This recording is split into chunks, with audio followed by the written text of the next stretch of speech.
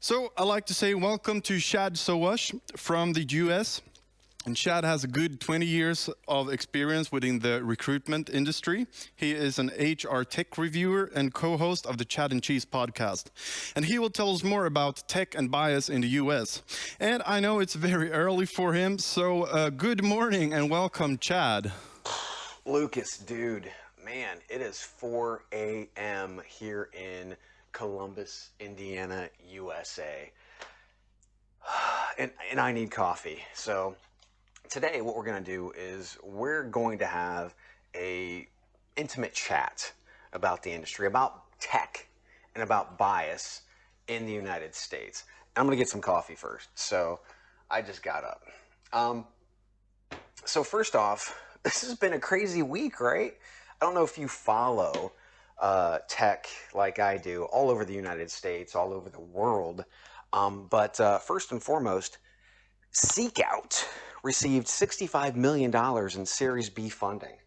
$65 million in Series B. Now, Seekout is really cool from the standpoint of I love tech, but leadership in tech and go-to-market is key for any organization to do well. And Seekout is actually founded by Anup Gupta. Anup Gupta. And who is Anup Gupta? He was actually the right-hand man for, wait for it, Bill Gates. He was the right-hand man advisor for Bill Gates. It's amazing, right? So he's here in the actual recruitment industry in tech. So that's a company to watch. Seekout, very powerful search and matching system. Also, we saw $218 million go to job and talent. Their Series D, okay? So this is interesting, mainly from the standpoint of job and talent just got $108 million or so dollars in January. In January, kids. So now we're talking about another 218. So yeah, 108 in January, 218 in March. Now they're at their Series D. It's a pretty amazing platform. You check it out. It's called jobandtalent.com. And then last but not least, the coup de grace. Tengai, the interviewing robot, got legs. That's right. How did the interviewing robot get legs? Mobile app. New mobile app. And the coolest thing about this is, I love Tengai from the standpoint of the practical application of having the actual robot in our interviewing room for any physical location, right? So you don't have to have resources, not to mention also it's an unbiased technology. We'll talk about that. But overall, it just makes sense for physical locations. The problem is it's hard to scale. How do you scale such awesome tech? An app, mobile. I mean, it's amazing. So anyway, I have my coffee now. Hopefully you have your coffee. Again, this is going to be an intimate discussion between you and me. Thanks to and Ada Digital for having me. I'm actually just the warm-up act for the next speaker, who is Julie Sowash. Yes, my wife. She is an expert in the biased, unbiased recruiting process program space. You're going to enjoy it. But enough hype for her, okay? Who is Chad Sowash, and why is he here speaking with you today? Well, that's a good question. I started in recruitment technology in 1998 with Monster.com. Before, it was actually known as Monster. It was two different job boards. One was the Monster board, and the other one was Online Career Center, which were both owned by the largest recruitment ad firm in the world, TMP Worldwide, today known as Radency. And then TMP merged the Monster board and OCC to create Monster.com in January of 1999. I was there for that momentous occasion. I've since worked as an executive in leading the build of technology like the United States National Labor Exchange, which interconnects job banks from all 50 states, DC, Puerto Rico, Guam, and it serves as technological recruitment infrastructure, which allows systems to connect and provide recruitment data, allow that recruitment data to flow. I've also served as Chief Experience Officer for Recruit Military, Director of Veteran Hiring Programs for a little company you might know, Randstad, and their RPO division.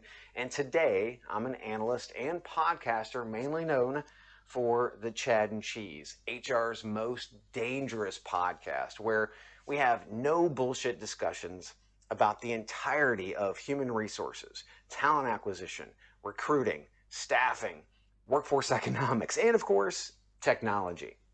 You can check us out at ChadCheese.com. So that actually leans into my topic today, which is tech and bias in the United States. And for the most part, those two are entirely different topics, but they have been fused at the hip for at least the last 18 to 24 months. But why is this talk framed just in the United States? Well, that's a good question. But number one, that's where we're seeing recruitment technology, the entire community focus heavily on creating marketing messages around unbiased tech and looking for pragmatic types of solutions within their tech that are unbiased. Seriously, it's marketing more than tech for the most part. But also another reason, the US is the largest hotbed for well-funded recruitment tech startups in the entire world. So watching the US provide this petri dish to the entire world for this scientific experiment is something that is incredibly cool, but also something that you should be watching. So that's why, again, I'm here today. So the big question, the very first question is, why is bias in our tech in the first place? What is bias? Why is it in our tech?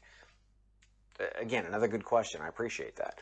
A definition of bias as a verb, bias is defined as a cause to feel or show inclination or prejudice for or against someone or something. But again, how did that get into the technology? I mean, is it really in the tech? I mean, it's got to be in the tech, right? Every single vendor is engineering their marketing message to talk about unbiased tech and how unbiased their tech is. So it's got to be in the tech, right? I mean, I just talked about Seek Out. They just received $65 million. I heard an interview with Anup Gupta with George LaRocque, and he mainly talked about unbiased and bias. Why is this so important? Amazon. Remember? In 2014, Amazon created a sourcing algorithm to target and attract qualified candidates for their open positions. It seems smart, right? I mean, from a buyer's standpoint, they have an algorithm. It learns what you like, and then it delivers relevant products to you so that you're buying on Amazon.com, right? It just makes sense. Talent's the exact same thing, right? Well, it must not be, because in 2017, Amazon shut down that algorithm entirely. Why? Well, the algorithm was biased toward male developers. It enjoyed, it wanted, it looked for male developers, and it didn't like females. So how did Amazon's tech become biased? Was it evil? Was it just evil from the start? Was it Skynet? No. All right. What made it biased? That's the biggest question. Well, Amazon, they modeled their algorithm and they trained that algorithm to vet applicants by observing patterns in resumes submitted to the companies over a 10-year time frame. Now, most of those resumes came in from men, a reflection of a male dominance in the tech industry. The algorithm taught itself to lift up males and suppress females through identifying specific words in the resumes and female colleges, anything it could do to be able to pick out females and suppress them. It did. So really, the algorithm was evil, right? No, it wasn't the tech.